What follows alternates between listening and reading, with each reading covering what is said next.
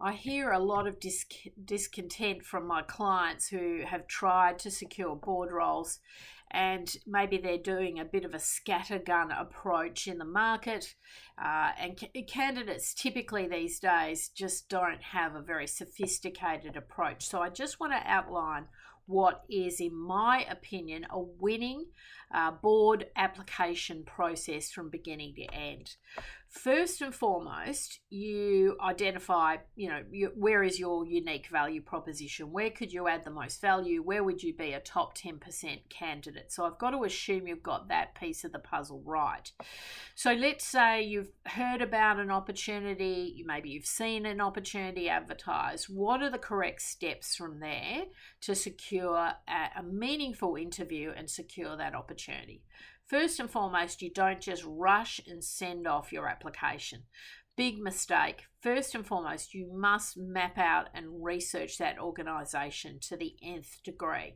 First and foremost, quickly find out who is on the board of directors, do some research, have a look at your mutual connections, study the board, and if it's a listed entity, you might be able to pull down some records, some annual reports, a strategy document. There's usually quite a bit of information that you can pull, even for private enterprises.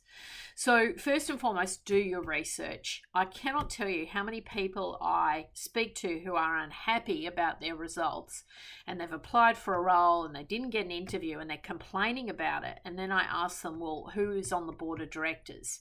They don't know. That's an epic fail, okay? So you must know who's on the board of directors. You must have done your research before you even apply, because when you're doing your research, you're analysing who's got what skills, where potentially there might be some gaps in that board of directors. So that's going to help formulate your thoughts on, putting your application together.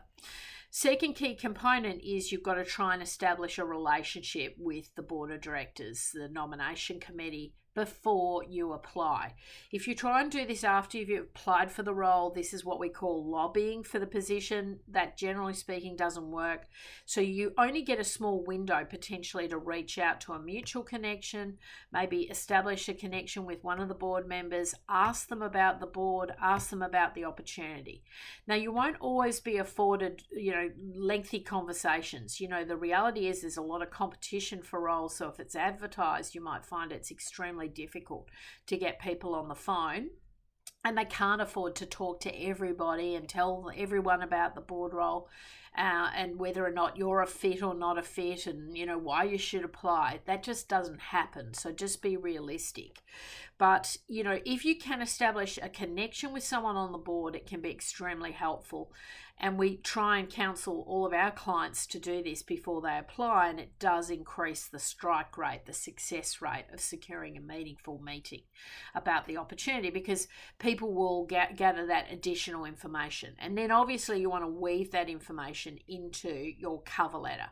It is a huge mistake, obviously, not to have a cover letter, and it's also a huge mistake not to PDF all of these documents together so that they cannot be separated and so that you have a complete application. I cannot tell you how many people say to me, oh, well, I couldn't upload a cover letter. I could only upload a resume. I'm sorry, are you that silly that you don't understand that you can PDF documents together? Your resume and your cover letter should be part and parcel of your complete application. Do not separate these documents out. So even if they're asking for a cover letter and a resume separately, upload the one document twice and make sure you've got the two documents together. It's really crucial, really, really simple to get this right and not difficult. And of course, it will help ensure that whoever does eventually look at your application will be reading the cover letter first. And obviously, if you have a good cover letter, that's going to help encourage someone to read the resume. I cannot tell you how many times resumes actually don't get read. They get quickly flicked over, and so the cover letter is really crucial because it quickly should grab someone's attention to then draw them into the document and to take a little bit more time to assess your candidacy. And so that's really crucial to get that right. So the other thing you can do is once you've submitted a formal application is you can then still send maybe an official or a sort of a semi-formal email to maybe one of the key parties. So you might have had a connection with the board. You might know someone, on the board who's handling the recruitment process. So let's say you've applied officially, you've sent in your application, you've done the hard yards beforehand, you've established some contact. Then I would do a follow-up email. I've applied for this role. I'm really looking forward to the opportunity to speak with you. Just a couple of key reasons why I applied, and I believe I'm an exceptionally good fit. Thank you, etc. A very short form version of your cover letter, but again, it's speaking to the professionalism and it's just going that little bit extra to try and stand out from the crowd. Anything you can do along the way that differentiates you from what everyone else is doing. And quite frankly, everyone else is doing a very minimal amount of effort. So you do stand out by doing some effort, but you'll stand out even more if you get all of these steps right. And it is really now the new paradigm. You must really approach this in a highly professional way. The competition is too high.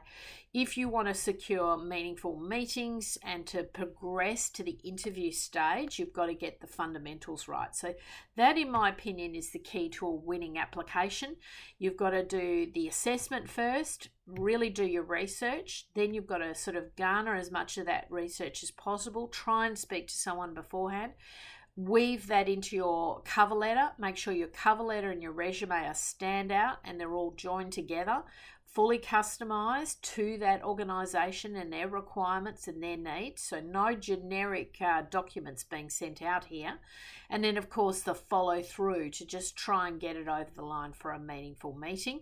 And then you want to obviously, continue to follow that organization. You might not be successful the first time, but you might get an opportunity down the track. So always use these recruitment processes as an opportunity to expand your business network, increase the number of board directors that you have in your network so that will become a powerful opportunity in the future, even if you're not immediately successful.